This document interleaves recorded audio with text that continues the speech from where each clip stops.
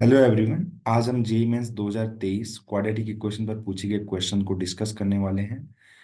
ठीक है। तो सबसे पहले हम जान लेते हैं इस क्वेश्चन में पूछा क्या गया है और फिर हम इसके सॉल्यूशन की ओर प्रोसीड करेंगे। तो आइए पहले क्वेश्चन को समझ लेते हैं। क्वेश्चन में हमें बोला गया है कि एस एक सेट है जिसके अंदर अल्फा है।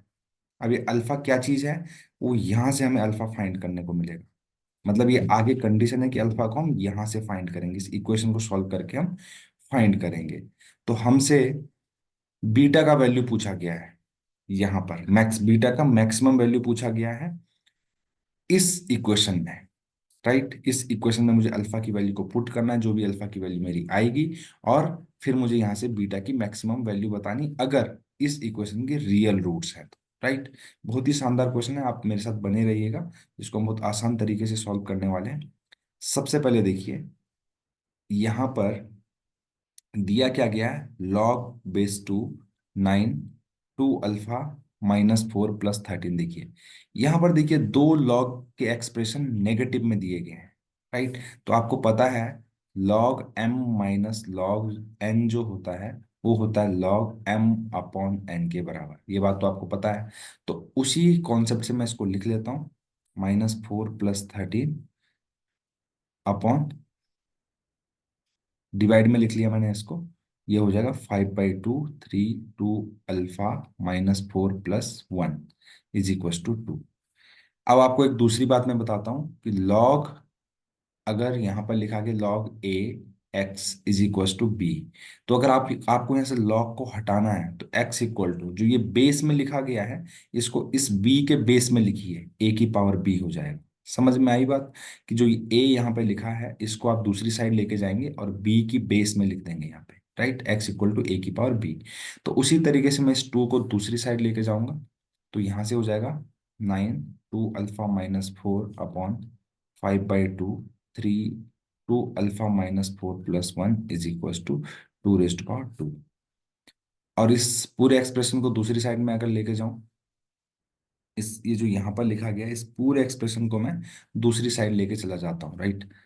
तो इसको पूरा मैंने दूसरी साइड जाके लिख देना है। तो 5/2 3 2 अल्फा -4 + 1। राइट। और यहाँ से मैं इसको डिलीट कर देता हूँ। ठीक है। मैं एक ही स्टेप में आपको ये चीज़ बता दिया हूँ। आप होप आपको समझ में आया होगा। अब देखिए ध्यान से, इस 2 स्क्वायर यानी 4 का इंटू अगर मैं इसमें कर दूं तो मुझे कुछ ऐसा मिलेगा, 9 2 अल्फा -4 इक्वल टू, अंदर जाके एक 2 तो कट जाएगा इस 2 से, तो ये हो जाएगा 10 × 3 की पावर 2 अल्फा -4। और 4 का 1 के साथ करूंगा तो +4 हो जाएगा। राइट। इनको अगर मैं लेफ्ट हैंड साइड में लेके जाऊं तो ये माइनस हो जाएगा, इक्वल टू 0 इधर आ जाएगा। मैं इसको ब्रैकेट लगा के लिख रहा हूँ। राइट।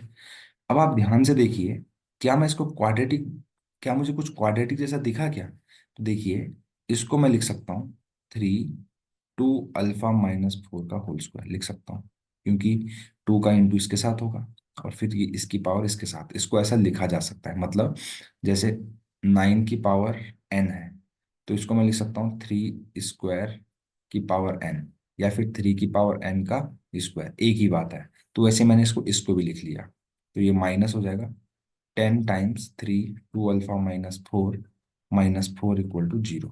राइट। 103 नहीं है, 10 × है। अब मैं यहाँ पर क्या कर लेता हूँ, 3 की पावर 2 अल्फा -4 को मान लेता हूँ t, ताकि मुझे आसानी से यहाँ पर क्वाड्रेटिक को सॉल्व करने में सहूलियत मिल सके। तो 10t - 4 इक्वल टू 0। ठीक है। तो इसको हम क्वाड्रेटिक की तरह सॉल्व कर लेंगे और यहाँ से हम आंसर को फाइंड कर लेंगे। राइट। यहाँ पे हमने एक छोटी सी मिस्टेक कर दी है। मिस्टेक ये करी है कि यहाँ पे ना 13 भी लिखा था, जिसको हमने मिस कर दिया यहाँ पे, है ना। +13 भी लिखना था, तो +13 यहाँ पे लिख लेता हूँ मैं, +13। राइट। तो जब मैं 13 - 4 करूंगा तो मेरे पास आएगा 9। क्या आ जाएगा? 9 प्लस में, ये भी ध्यान रखें, प्लस में आएगा। ठीक है। अब इसको हम फैक्टराइज कर लेते हैं, तो ये हो जाएगा t माइनस, इसके फैक्टर क्या हो जाएंगे, t-9 और t-1, राइट। यहाँ से t-9 t-1 इसके फैक्टर हो जाएंगे, यहाँ से मुझे इक्वल टू 0, और यहाँ से मुझे t की वैल्यू मिल जाएगी 9 और t इज इक्वल टू मिल जाएगा 1, राइट। t मैंने किसे माना था उसको वापस यहाँ पे सब्स्टिट्यूट कर दूंगा, तो ये हो जाएगा 3 की power 2 alpha minus 4 is equal to 9 और 3 की power 2 alpha minus 4 equal to 1। अब मैं क्या कर लेता हूँ, दोनों साइड कंपेयर करूंगा, तो ये कुछ 3 को मैं लिख सकता हूँ 3 स्क्वायर, इस 9 को मैं लिख सकता हूँ 3 स्क्वायर, तो इसको मैंने 3 स्क्वायर लिख दिया। इस 1 को मैं लिख सकता हूँ 3 की पावर 0।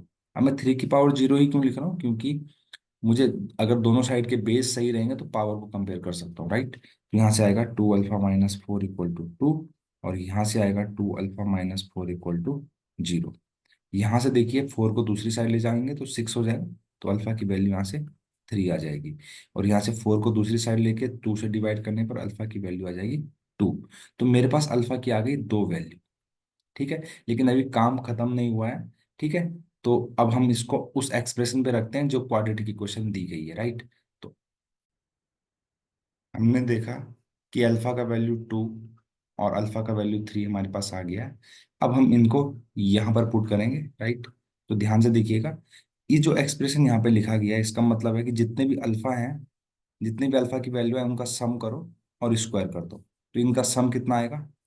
आपको पता है सिग्मा का मतलब होता है सम करना, तो जितने भी अल्फा है उनका सम करो तो 5 आएगा, तो यहाँ पे कुछ ऐसा हो जाएगा x² - 2, इनका सम जो है वो है 5, और उसका कर दो स्क्वायर एक्स प्लस।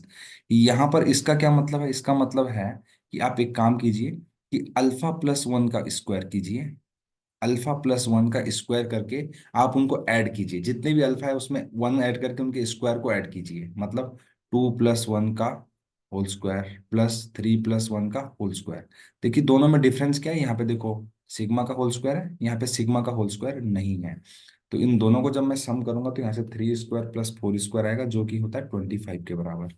तो इतने का वैल्यू हो गया 25, बाहर से लिखा है बीटा, तो I can write it as 25 beta, right. तो मेरे पास कुछ इक्वेशन बनी, x², 5×5 का स्क्वायर 25 दूनी 50, 50x + 25 beta is equal to 0। अब देखिए इसने बोला कि अगर इसके रियल रूट हैं तो बीटा की मैक्सिमम वैल्यू क्या होगी। तो देखिए रियल रूट होने की कंडीशन हम सबको पता है कि डी का value greater than equal to 0 होता है, यानी कि b² - 4ac greater than equal to 0। तो इसके लिए इस कंडीशन को हम सेटिस्फाई करवाएंगे, तो क्या आ जाएगा 50² - 4, ए का वैल्यू 1 है, इंटू 25 बीटा का value greater than equal to 0 कर देंगे, राइट। ध्यान से दीजिएगा, देखिएगा यहां से,